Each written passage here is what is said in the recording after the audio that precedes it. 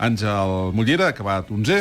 El temps de l'atleta del Lloret ha estat de 8:20:93. I em deia el dilluns, fora del micròfon, que el que tenia ganes era d'acabar per poder-se beure una cerveseta fresca i recuperar-se, i no sé si ara li podré demanar també. Em diuen que el tenim en línia. Àngel, com estàs? Bona nit. Hola, bona nit. Ja has acabat, ja pots prendre't una cerveseta tranquil·lament, eh?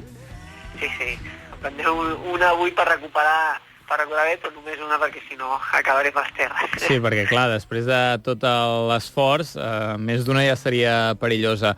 11è del món.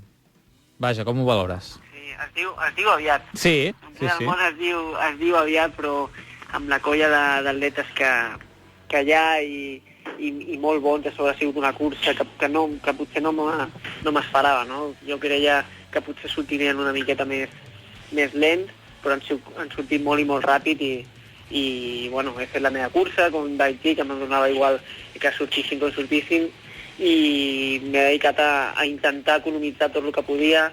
El primer quilòmetre m'ha costat un xic, m'ha costat una miqueta més que l'altre dia, però bé, m'he intentat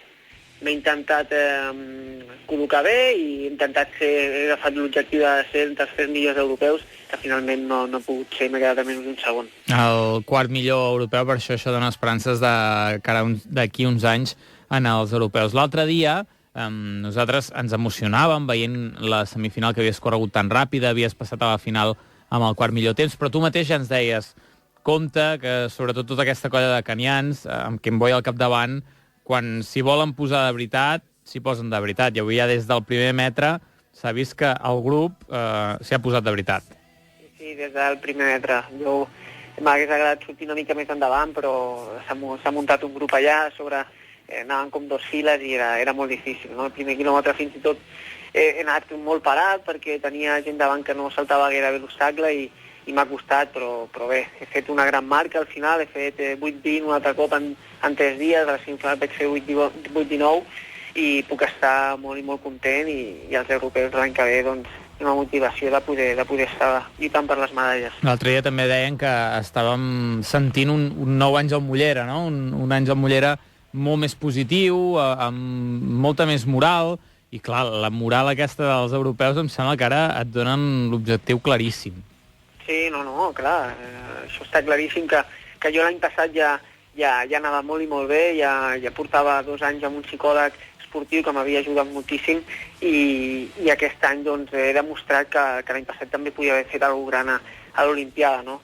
El que m'ho prenc és com una experiència més, hi ha gent que ha corregut més finals i per tant suposo que estava més sortit, però jo sobretot em quedo en que he arribat a meta i no he pogut donar més, que era el que jo deia, no m'és igual quedar el 10, quedar el 9, bueno, no m'és igual, si hagués quedat més endavant, doncs molt millor, no? Però que sobretot arribar a meta i no poder més, he donat tot i és el que he fet, no? He arribat a meta, m'he tirat al terra i a més fent 8:20 és donar el callo i això és el que he fet i perquè per el que m'he preparat, no? Per donar el callo i per demostrar que Àngel Mollera doncs és un rival que costarà guanyar o costarà fer-li front. L'objectiu és donar més i baixar de 8:20?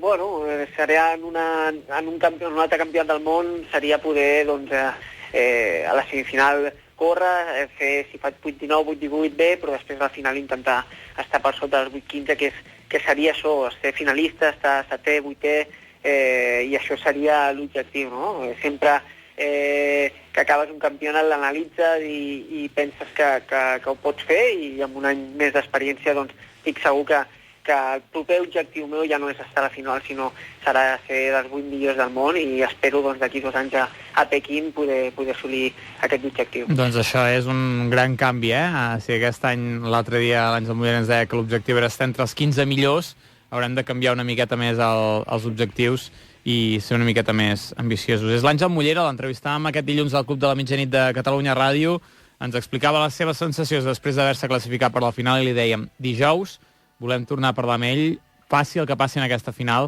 i ell ha fet un 11è lloc que, vaja, tu mateix em dius, contentíssim, i que és un... Tu deies que aspiraves una miqueta a veure si podies aconseguir els 8 primers, però veient com ha anat la cursa, aquest 11è el donem per bo, Sí, era molt difícil, m'he quedat a 3 segons del francès, d'en Cowell, el tenia ja a falta de 3 voltes, he vist que era una roda bona, però les cames m'han dit que he esperat una miqueta, però bé, puc estar molt, molt, molt content i sobretot això, sempre s'ha de ser ambiciós i jo d'aquí 2 anys espero i aspiro a ser dels 8 millors i jo estic segur que ho aconseguiré. Aquí, aquesta nit, us dic que d'aquí 2 anys estarem entre els 8 primers. Ja en tornarem a parlar. Nosaltres fem una cosa, Àngel, que és arxivem els fragments sonors dels esportistes quan creiem que són interessants. Evidentment, ara, quan arribi a la redacció, diré arxiveu això de l'Àngel Mollera, perquè si d'aquí 2 anys ho fa, ho traurem i direm, ens ho va dir aquí al Club de la Mitjanit. Àngel, estem contents que tu estiguis content també amb el resultat i t'anirem seguint en aquestes futures proves on l'ambició serà una miqueta més gran. Gràcies per atendre's al Club de la Mitjanit. Bona nit. Moltes gràcies a vosaltres. Bona nit.